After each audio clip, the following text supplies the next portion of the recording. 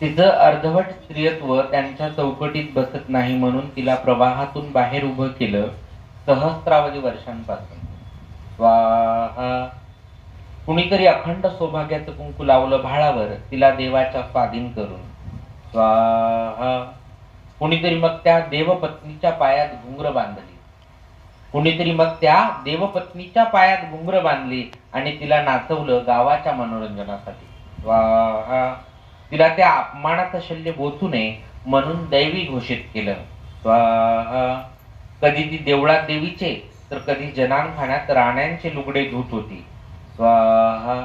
तिचा जन्म देवाने लोकांच्या कल्याणासाठी, आनंदासाठी आणि मनोरंजनासाठी आखला आहे असंच तीही मानत होती. स्वाहा.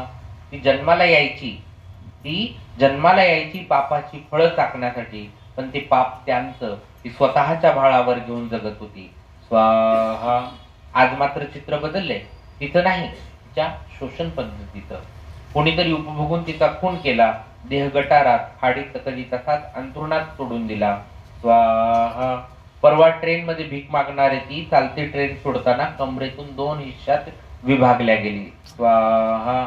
समज आली तिला, शिक्षिती झाली ती, पण शोषण अटळ म्हणून मानसिकरित्या हरली आणि कंटाळून फासावर गेली. स्वाहा. उमेदीच्या पहाटेसाठी, स्वातंत्र्याच्या क्षितिजासाठी परत ती नव्याने जन्माला आली. पण आता ती सहस्रावधी वर्षाच्या या शोषणाच्या यज्ञात स्वतःची आहुती द्यायला नकार देते. आता ती आणि तिच्या पिढ्या होणार नाही. स्वाहा. होणार नाही. स्वाहा.